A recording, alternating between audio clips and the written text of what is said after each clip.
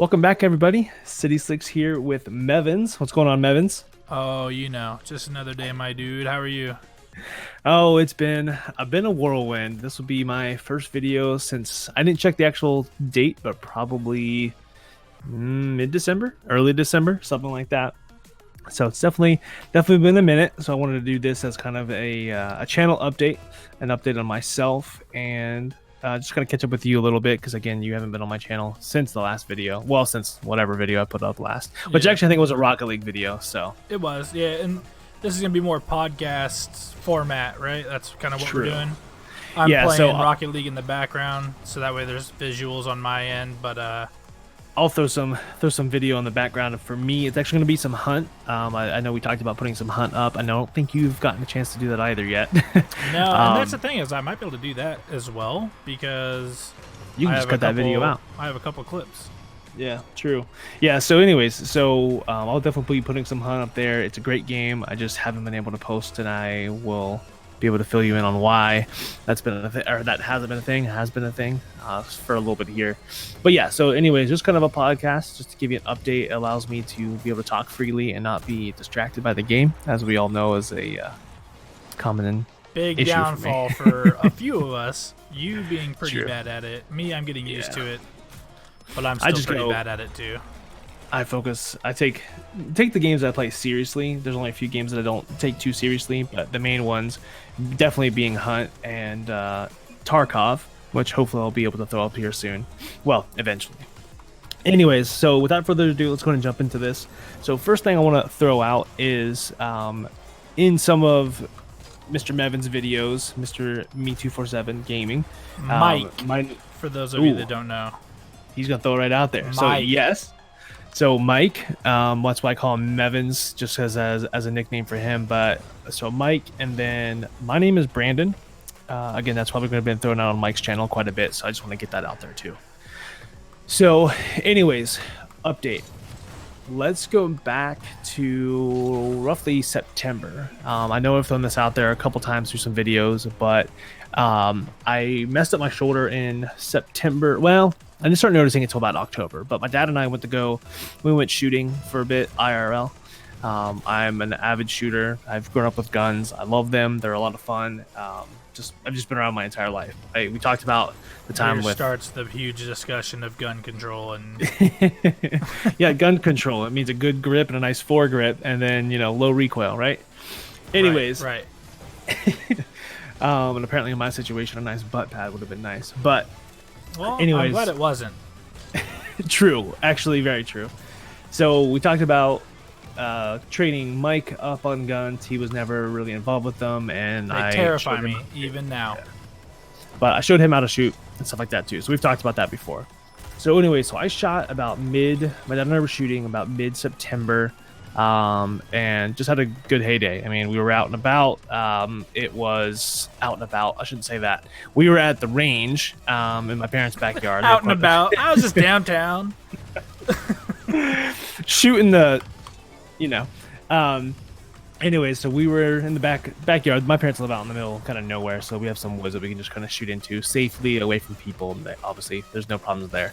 Honestly, there's more cows out there, so stray bullets have a better chance of hitting a cow, and that's very unlikely, anyways. So besides that, so we were out shooting. We shot for quite a few hours, probably 2 or 3 hours. It was nice and warm, so we didn't really have any jackets. The reason why I say that is because most people see that as extra padding, which it definitely is. So we didn't really have extra padding on, just kind of t-shirts, which is totally fine. We still have glasses on, safety stuff, hearing equipment, stuff like that. So we were shooting. I shot what we think is the culprit. I shot a lever action gun, a 44 long Colt, 40, I think is what it was. But it has a brass butt plate on it and not a rubber one, which most guns nowadays have. And so the brass, what we think, kind of dug into my shoulder and actually tore my pec muscle.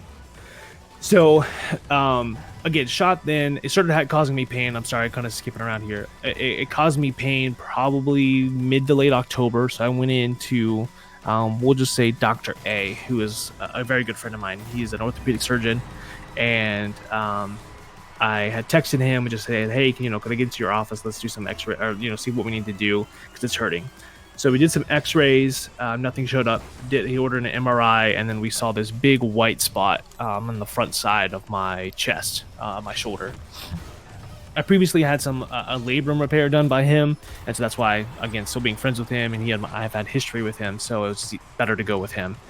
So the labrum looked good. They knew there wasn't an issue with that, which was what I thought it originally was, and it was just kind of a really dull pain, kind of an annoying pain. But when we got the MRI back, there was this big white spot, probably about the size of a baseball, and he had some reservations about it, but it looked like a hemoglobin, a hematoma is what it was. That was what whenever you get whenever you get an MRI or a CAT scan or anything like that, there's a doctor that looks it over and then they write up a report. So the doctor that wrote up the report, then my doctor, Dr. A, he then reviews it, and that's the appointment. So I go in, he reviews the report with me, and we look it over and everything. So he grabs like everybody in the office and has them look at it like, dude, this is huge, this is crazy. And I'm like, it'll get better. It's just a crazy hematoma. But he still had some reservations about it. And the reservations and I found out later on that he's had to diagnose a lot of friends and not necessarily family, just a lot of friends or close people with some weird stuff. So he wasn't sure. He's like, it looks like a hematoma, but he just still was kind of unsure, which made me unsure, especially because I was saying that it was getting worse, like it wasn't getting better. And so he's like, everybody was saying hematomas should be getting better, maybe it takes 6 months or so, but they ultimately should be healing up, not getting worse. Especially me being 26, they should be healing quite fast, but it wasn't. So we're throwing age out there now. Oh yeah, 26. I'm only 16. Times 2. Minus 2 years. Minus 2 Quick years. math, 30. So, so anyways, I'm just trying to push these kind of fast, but he then referred me to a sports medicine doctor or person. I don't know if he's a doctor. I think it was a person or whatever in his office to get a ultrasound guided. What are those? I can't think of what the word is. Ultrasound guided, let's just say suction. So they can drain with hematomas. They can drain some of the blood.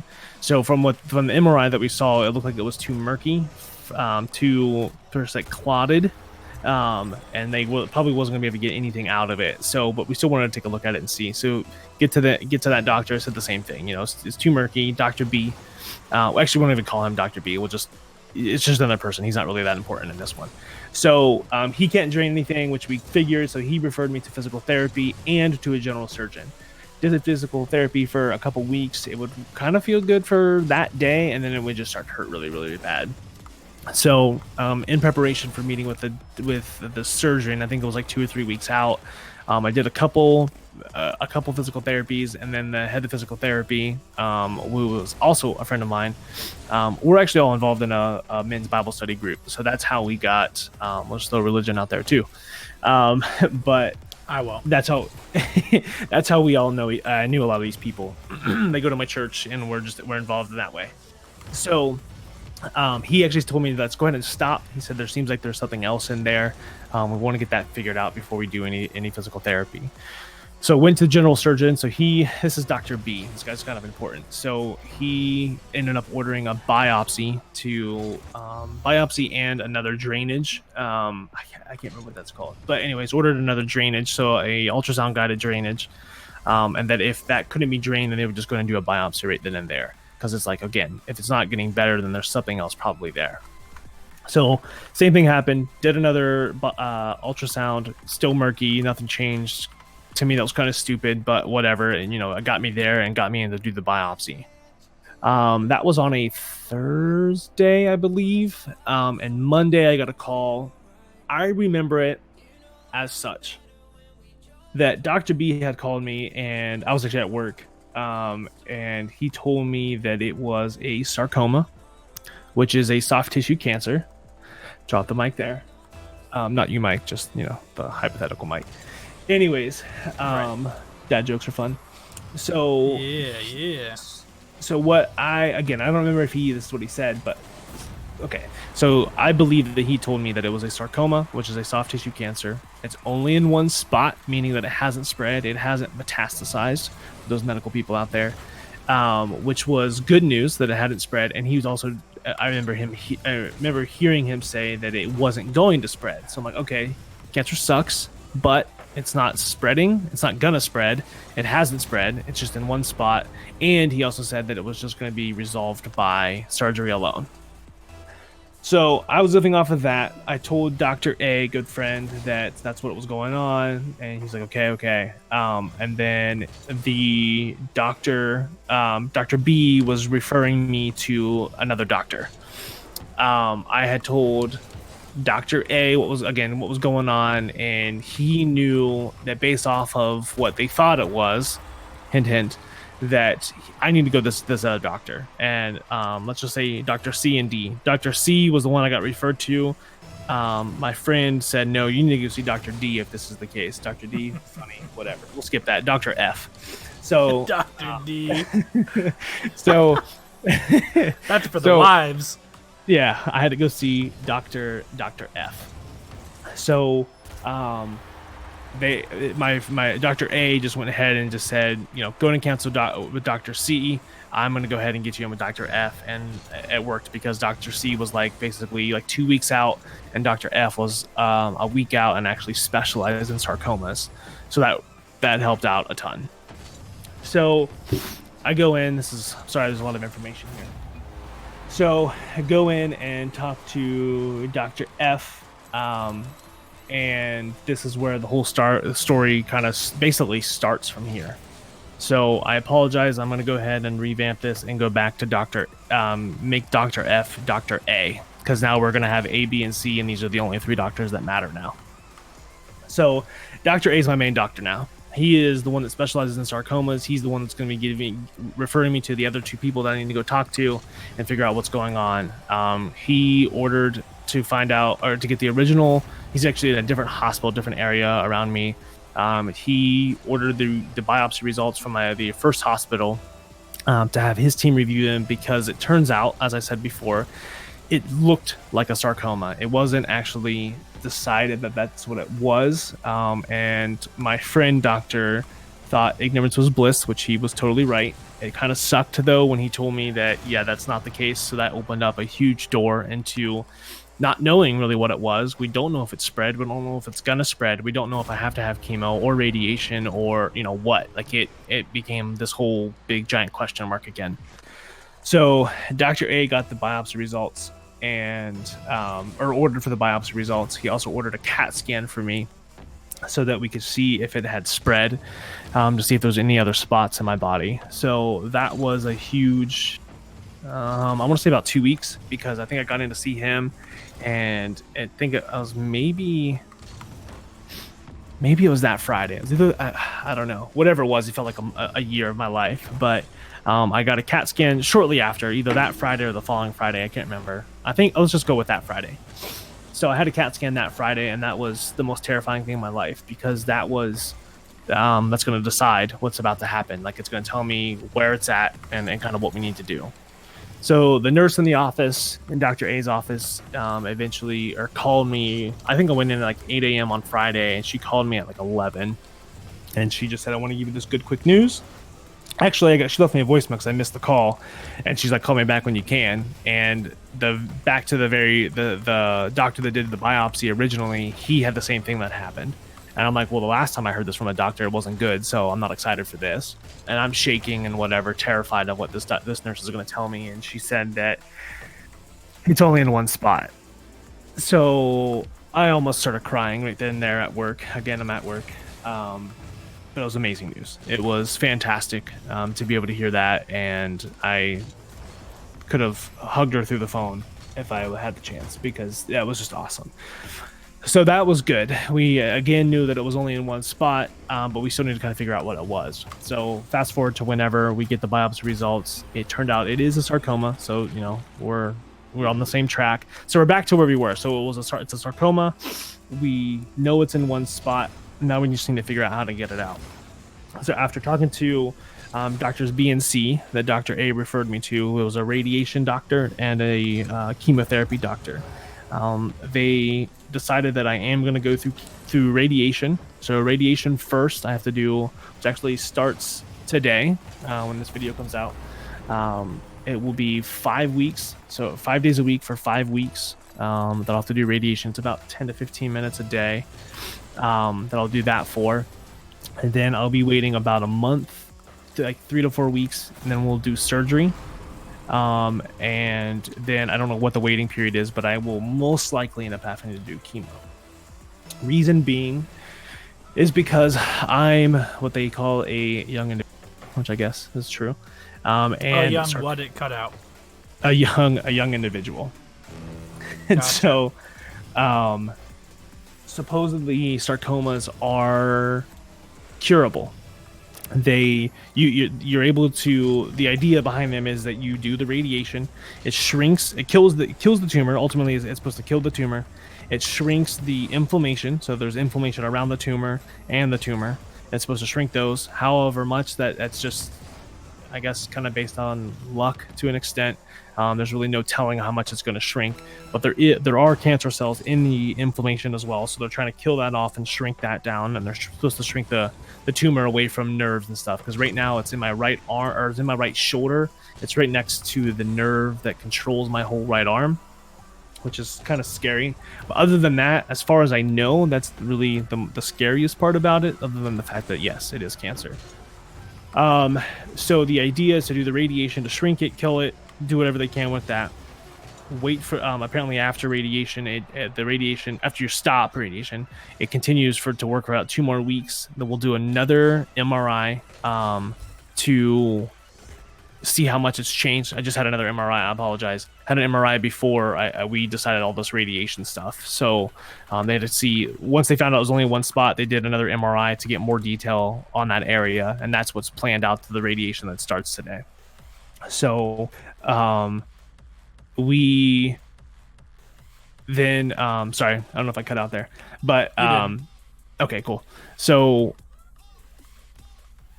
apologize. So after another MRI before surgery to see how much it's shrunk, if it's shrunk, where it's at, to plan the surgery. Surgery, they take out it's called negative margin. So the tumor, let's just say the size is the size of a baseball. And this isn't exact, but let's just say that the negative margins is what they actually take out the size of a softball. So they want to get surrounding tissue, which there are cancer cells in, and they do a biopsy on the negative margins and the tumor itself, to see how many cancer cells are in the negative margins. Depending on that percentage or number, whatever I don't know what it actually is, that decides how much chemo I have to take. Because again, back to a young individual part, because it is curable, and I'm young, and they were probably going to put me through an intense chemo, which instead of being, which is my understanding of Breaking Bad, that you go in for a couple hours and please feel free to correct me if I'm wrong. I'm not a professional in this. This is just my limited knowledge. I am absolutely medically dumb. I am fortunate enough that I have not had many medical issues until now. This is a big one to be a part of. This is fantastic. I don't know much about it myself, and I have history with stuff like this kind of, so I can correct you myself. So my understanding is that you go in for a couple of hours on a trip and then you leave. So what they're saying is that I have to go into the hospital for 2 to 3 days. They'll put me on a drip for 24 hours, and then I will be in the hospital for another day or two for kind of rest and recovery. Because obviously people say that chemo really messes up your body. That is a fact. So anyways, I guess all of this to say there's a lot ahead. This is really affecting my shoulder, which is my main arm, my right shoulder, which is my dominant hand, my dominant arm. So it's become really, really, really difficult to play mouse and keyboard too much, which is games like Hunt. I've actually really kind of fallen off of Call of Duty because I'm starting to play these slower games, which have been a lot of fun. I really do like them. But it's very difficult to play with a bad shoulder. They've put me on some new medication, which has been very difficult to balance. And it's easily been by far the most pain that I've ever been in my life. I'm not looking for like sympathy or anything like that. It's an eye-opening experience, and I'm glad that I've been able to be like everybody says that I'm like really happy-go-lucky and stuff like that. And it's because I know that it's going to be fine. Like I know that through my faith and belief, I'm not trying to push that on anybody, but like it's going to be okay. Like I've got I 100% have a good diagnosis that it is only in one spot, that we have a plan, and that it is curable. And I know that not a lot of people get that. So I know I'm very fortunate in that manner. So my heart goes out to those who are in a situation where it's not good. And there's definitely in friends, not necessarily no family members that have struggled with cancer, but I know friends and their family that have. And again, I know it's not easy. This has been very, very difficult. Yeah, it sure is. I know you've been quiet for the most part, and I appreciate that, because just being able to get all this information out there. But Mike has been a huge help. Just being able to play with him and just being able to laugh and joke around with the other people that we play with too has been super helpful, because this is just like my escape. It's my escape from the real world. I mean, you have your wife too, and that's nice. True. Oh, very true. And that's not to take anything away from her or whatever, because she's amazing. She's right there with you through it all, just like me. Yeah. She's just literally there where I'm not able to be physically there all the time, because just the distance between. Otherwise, 100%, we'd be hanging out all the time like we have and all that stuff. She's my emotional support, my go-to. You are just there on the platform that she doesn't partake in. So she's not a gamer. So this is my out. So when I'm able to play with friends and stuff like that during my out, during my downtime, it's just helpful to have that support there too. So I definitely appreciate that from you. You know that already, but it's a lot. So I guess future of the channel really kind of looks. I would say bright. It's just gonna take a little bit. I mean, as kind of the timeline, which is like 5 weeks, 4 weeks, and then unknown. I mean, that's already putting us 2 months out, and then that's not counting recovery and chemo and stuff like that. So I mean, we're talking probably 3 to 4 months, and then most likely, what's the word I'm looking for? Physical therapy and stuff too, to get the motion and everything back in. There is the chance for partial or complete paralysis in my shoulder or in my arm, and that could be for just a short period of time. I mean, the worst part would be complete forever, but apparently that working close to this nerve, whatever the nerve is, I can't remember, but it apparently can get mad and kind of shut down for a period of time, an undisclosed period of time. So obviously we're seize up. So obviously we're hoping against that, but it'll be good. It's just I'm still playing. I'll play a lot. It's just sometimes I have to take a break because it just gets really, really sore. And I haven't been editing. So I've been playing a ton. It's kind of hard to play and edit. I just rather just spend my time playing and just relaxing right now. So that's why I have not been putting videos out. And that's the thing, is that's the stuff that you need to be focusing on anyway. Is that like this will be here when you get back. Right. That's no problem. It's getting to be able to come back is what we're shooting for. So, I don't mean, no pun intended. I don't mean dying. I mean shoulder paralysis stuff. Like, because if that's done, then I mean, I don't think they make. I guess they make some controllers and stuff like that to be able to do stuff, but for the mouse and keyboard aspect, like you won't get any of those games anymore. No, there's people you can look out there. There's people that play that are like really good at like PUBG, and they play with their mouth. Like there's one guy who plays laying down. I think he has at least no arms, but he literally plays with his mouth. They have this like special thing where like I don't know, you just have to look it up. But he has like a bit that he puts in his mouth, and he just plays all the games with like his cheeks, chin, mouth. It's nuts. It's crazy, and he's really good. Not that I'm going to be doing that, but I'm just saying, I'm sure they've got stuff. But the hope is, again, that I don't have, and I've got complete control of it right now. Like I don't have any strength. I don't have strength loss in my hand. I have strength loss in my arm. I can't really pick up stuff. It can get kind of weak. I can grab stuff. Like I pick up a cup of coffee and drink it. I'm not going to drop it. But hey, me too. I just can't hold it for long. So you just slurp something? Yeah, my coffee. Oh my gosh. I literally have coffee just chilling here. That's hilarious. But anyways, on that note, I think that is it. So anything else that you want to throw in there, Mevins? Mike? Just the fact that I know that it's rough because this is all new. You haven't really experienced much with this stuff. I mean, at least firsthand. And don't take my demeanor as like, I mean, I've been dealing with this for 2 months now, so like I've already had a chance to take it all in. So don't get me wrong, like it's rough, and I'm not trying to get sympathy votes. I'm just trying to update, well, what's going on. But I'm sad. Yeah, exactly. But it's hard to. Yeah, it's hard to deal with, but I've been dealing with it for 2 months. Like, this isn't just recent news to me. So don't take my demeanor and calm talking as like, oh, like this isn't a big thing, or me trying to make a joke out of it. Like, it's not like that. Nothing like that whatsoever. And so like my big worry is, so okay, you have this cancerous thing, and in my own personal experience, it hasn't ever been good, and this isn't to take away from what you just were explaining and going through and all that, but I mean, for those of you that don't know me on a personal level, we'll get pretty personal real quick, because I don't want to make this about me.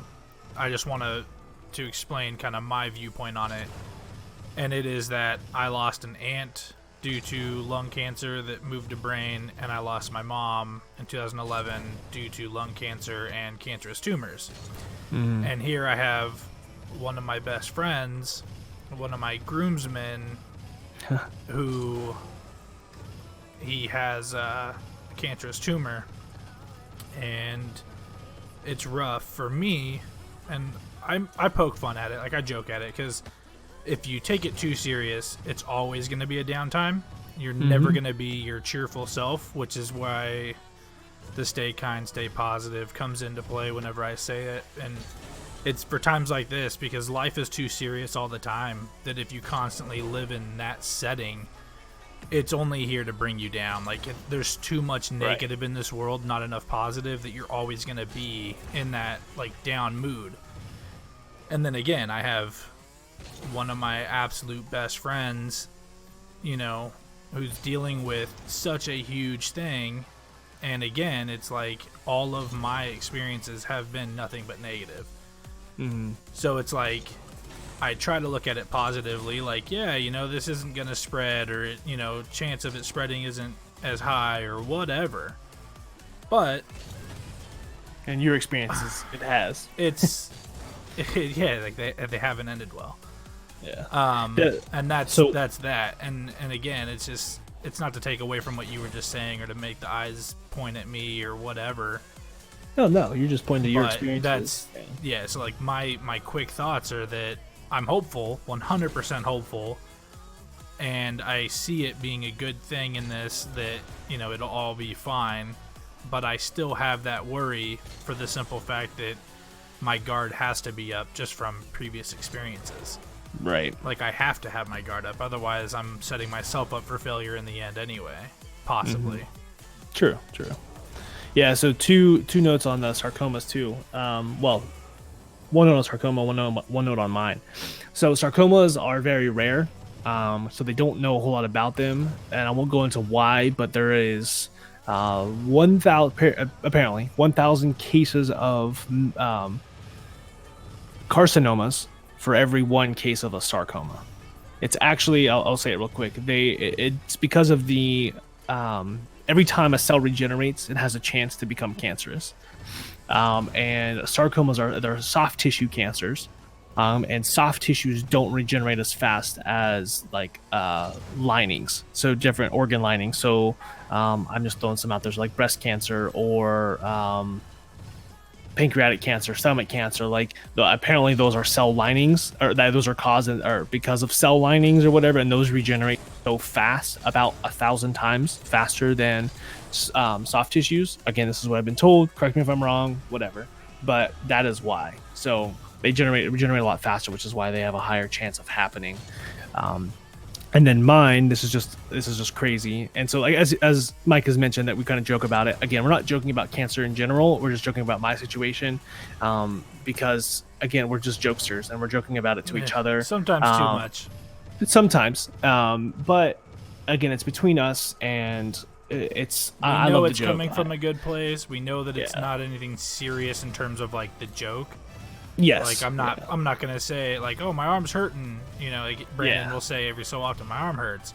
I'm like, oh, what's the problem? You got a cancerous tumor or something?